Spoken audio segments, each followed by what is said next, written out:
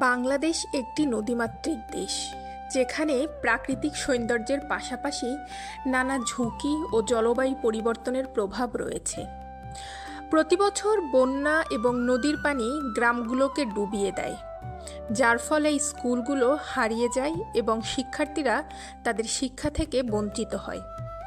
তবে এমন এক গ্রামে স্কুল হারায় না, বরং এটি ভেসে চলে। এটি সম্ভব হয়েছে বাংলাদেশের উদ্ভাবক মোহাম্মদ রেজওয়ানের ডিজাইন করা ভাসমান বিদ্যালয়ের মাধ্যমে, যা সৌরশক্তিতে চলে। এই বিদ্যালয়টির ভেতরে রয়েছে আলো, বই, ব্ল্যাকবোর্ড, এমনকি ইন্টারনেট, যা শিক্ষার্থীদের কাছে পৌঁছে দেয় আধুনিক শিক্ষা ব্যবস্থা।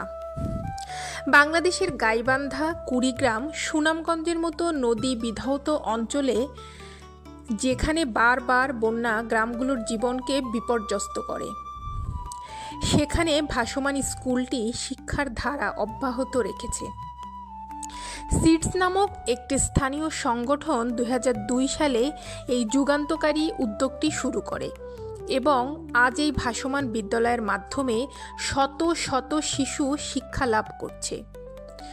নদীর পানি যখন গ্রামগুলোকে গ্রাস করে এবং শিক্ষার্থীরা স্কুলে পৌঁছাতে পারে না, তখন এই ভাসমান বিদ্যালয়টি তাদের কাছে পৌঁছে যায় নৌকা এবং সৌরশক্তির মাধ্যমে।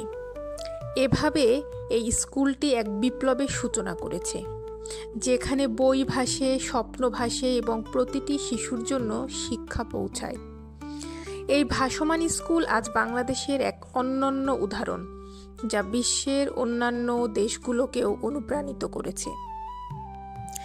পরবর্তী ভিডিও দেখার আমন্ত্রণ জানিয়ে আজ এখানেই শেষ করছি। ভালো থাকবেন। আল্লাহ হাফেজ।